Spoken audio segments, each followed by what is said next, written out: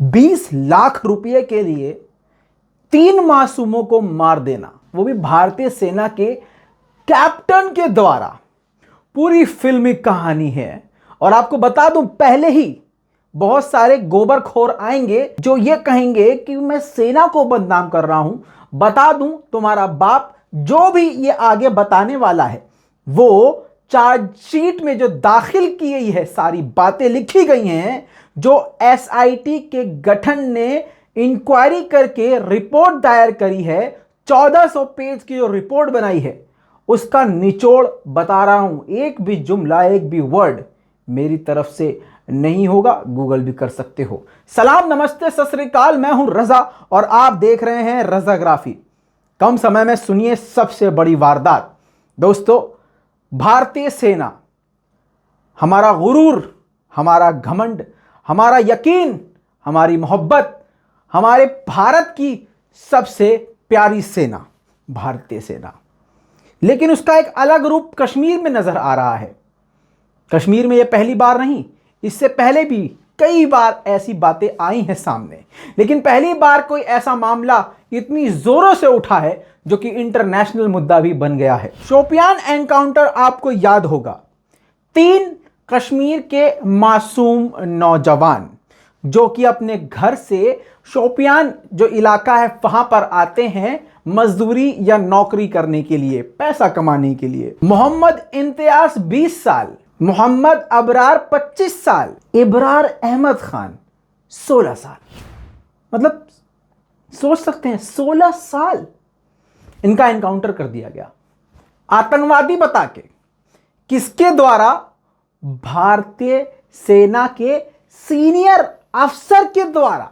सुनिए क्या हुआ। 18 जुलाई 2020 को इन तीनों मासूमों का बुरी तरह से फेक एनकाउंटर करके कत्ल कर दिया जाता है। इसके बाद से सोशल मीडिया पे इनकी तस्वीरें वायरल होती है जिसमें यह दावा किया जाता है कि ये आम नागरिक थे, बच्चे थे, इनका किसी भी आतंकवादी संगठन से कोई लेना देना नहीं था।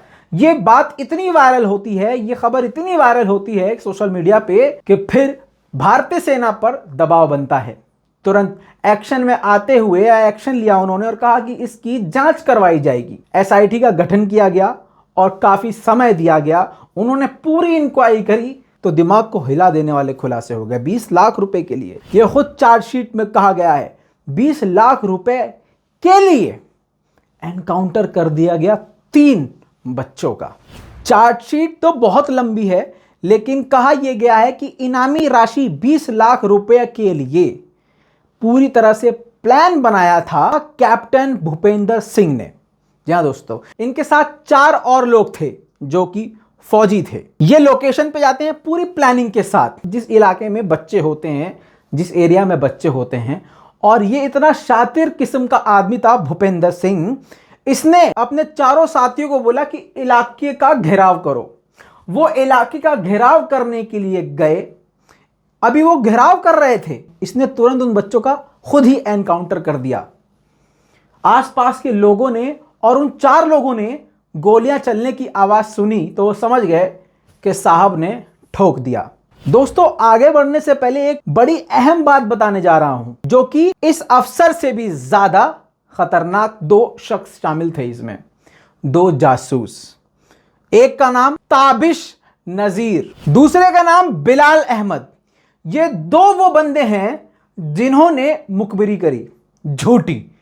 अब एसआईटी की चार्जशीट में यह खुलासा हुआ है कि ये 2 जो जासूस थे, इन लोगों ने, यही 2 लोग और ये जो अफसर था, इन 3 लोगों ने मिलकर पूरा प्लान किया था कि किस तरह से कहां कहां क्या करना है। समझ रहे हैं? एनकाउंटर करने के बाद अफसर ने अपने पास से हथियार उनके आसपास डाल दिए, बिल्कुल फिल्मी अंदाज में, जैसा आपने हमेशा से बॉलीवुड फिल्मों में देखा है। हथियार डाल दिए गए आतंकवादी साबित करने के लिए, उनको दफना दिया गया। इनके माता पिता ने एफआईआर करी, जिसके बाद से ये खुलासा हुआ कि भैया हमारे बच्चों को मार दिया गया है। सारा बवाल होने के बाद ये सब चीजें खुल के सामने आ गई। पूरी दुनिया के होश उड़ गए कि भारतीय सेना ऐसा भी कर सकती है। और अफसोस की बात यह है कि भारतीय सेना के सीनियर अफसर ये काम कर सकते हैं। चार्जशीट में खुलासा यह हुआ कि 20 लाख रुपए की बात हुई थी। इन तीनों के बीच में यानी इनामी जो राशि मिलेगी वो ये तीनों इसके हकदार होंगे, यानी दो जो मुखबिर थे वो और एनकाउंटर करने वाला अफसर भूपेंद्र सिंह। जी हां, अब इन तीनों के बीच में खिचड़ी पकी थी 20 लाख रुपए के लिए। सेना ने मना कर दिया कि हमारे यहां तो इनाम है ही नहीं 20 लाख का, 25 लाख का, जो भी ये इल्जाम लगाया गया है, हम कभी भी इनामी राशि नहीं देते। सेना ने ही बताया कि ये पुलिस देती है, ये इनाम पुलिस के द्वारा दिया जाता है। तो कुल मिला के ये बात पैसों की ही थी कि चाहे पैसा वो दे चाहे पैसा पुलिस दे। अब आगे ये भी बात सामने आई कि 20% कमीशन, यानी जो 20 लाख रुपए होंगे उसमें से 20% पुलिस अपने पास रखती है और उसका सिर्फ 80% आगे मुखबिरों को दिया जाता है, जिसमें ये 80% में से ये तीनों, यानी ये जो फौजी था, ये जो अफसर था और अफसर के साथ वो दो जो मुखबिर थे, उनके हाथ आता तो वो 80% यानी 16-17 लाख रुपए उनके हाथ में आते।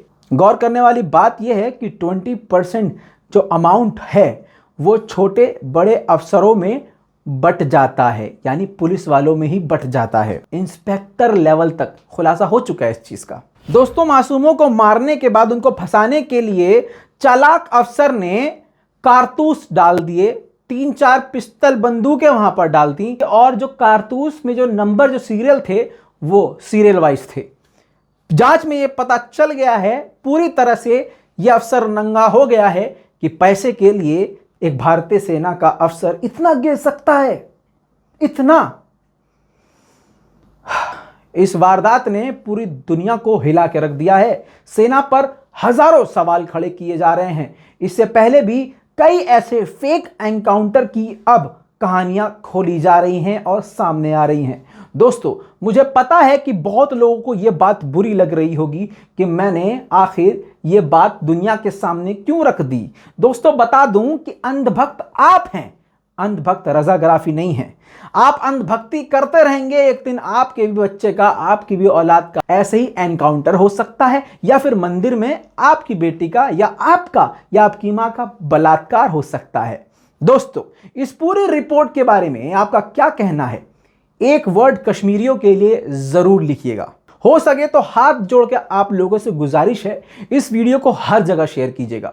नहीं लगेगा कोई आप पे कॉपीराइट, आप इसे अपने YouTube पे डालिए, Facebook पे डालिए, WhatsApp पे डालिए, ताकि दुनिया को पता चले कि कश्मीर के मुसलमान क्या क्या झेल रहे हैं। और यह भी पता चले कि कश्मीर में ऐसे भी मुसलमान पाए जाते हैं जो पैसे के लिए मुखबिरी करके मासूमों को मौत की घाट सुलवाने में कोई कसर नहीं छोड़ते हैं। लाल बटन दबा के चैनल को सब्सक्राइब कीजिए। अभी तक के लिए इतना ही। जल्द लौटेंगे और भी बड़ी जानकारियों के साथ। जय हिंद।